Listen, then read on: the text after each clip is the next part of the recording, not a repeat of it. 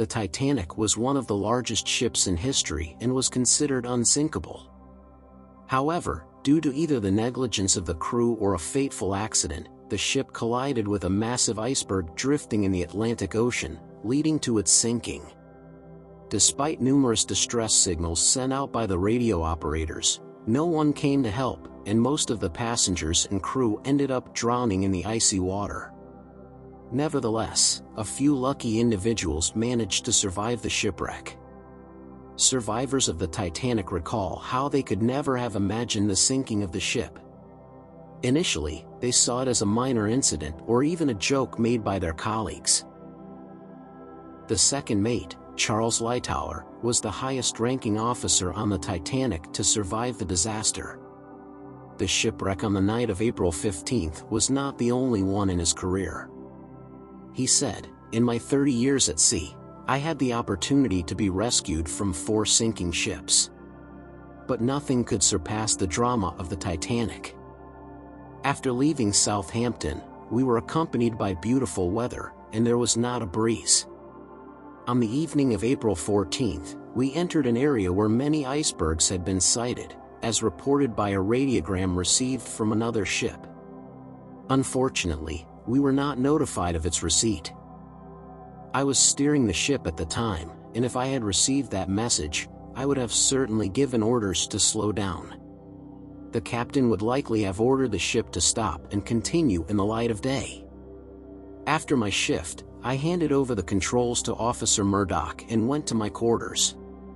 As soon as I learned about the collision, I immediately returned to the upper deck. I ordered all lifeboats to be unpacked and ready for evacuation. Every member of the crew knew what to do in this situation.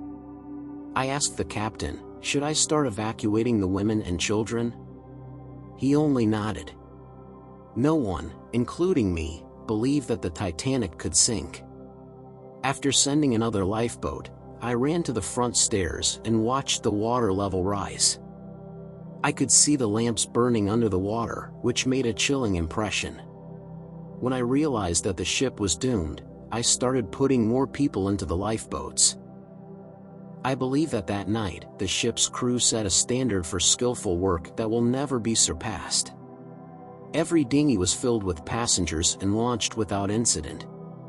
No one tried to get in out of turn. For the last 2 lifeboats, it was difficult to find women. When one of the chimneys fell, I almost ended up under it. I was already in the water and holding on to the rope of an overturned boat. The wave from the chimney carried me and the people in the boat away from the sinking ship, and we saw the Titanic descending into the depths of the sea. Balancing, we tried to hold on to the overturned boat. Some did not make it to dawn, freezing in the icy water. At one point, those on the boat began to recite the Lord's Prayer. In the morning, the Carpathia arrived and rescued all the survivors. Frederick Dent, who worked as a steward on the Titanic, thought he was being pranked by his colleagues when the collision happened.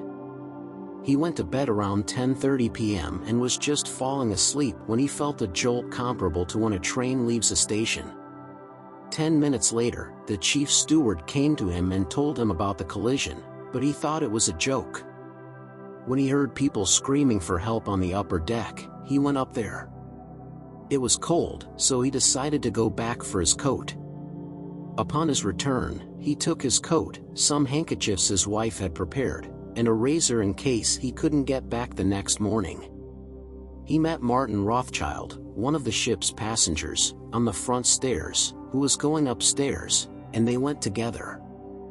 On the deck, he heard the sound of a violin, which seemed strange to him as it was still early. It was the ship's orchestra, but he didn't recognize the tune as the violinist was still tuning the violin. He walked over to the 13th dinghy, which was already almost full, and started helping the passengers take their seats.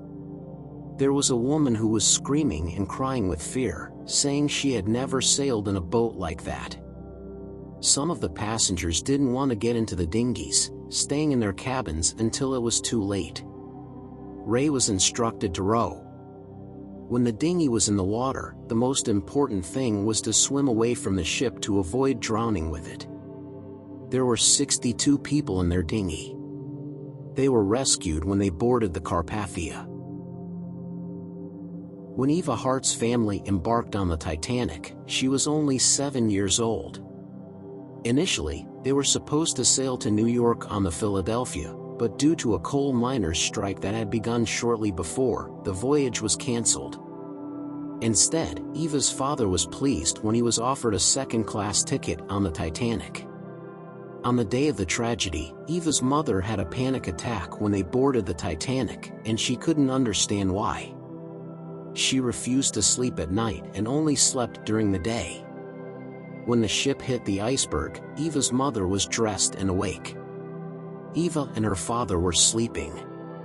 Eva's mother felt a jolt and immediately realized that what she had feared had happened. She woke Eva's father up, and he went on deck to find out what had happened.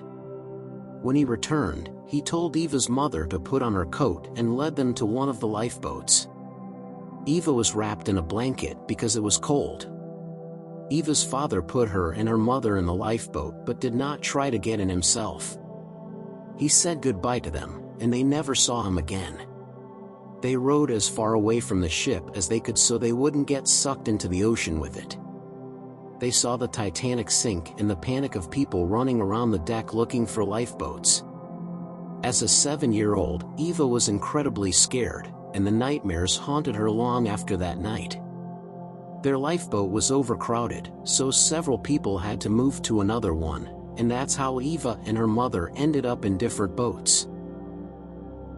Edwina Mackenzie survived the shipwreck by 72 years, living to be 100 years old. I went to bed at 10:30 p.m. and was already dozing when I felt the vibration of the ship. I got out of bed and walked out into the lobby, where several men were smoking. They asked, "What's wrong with you?"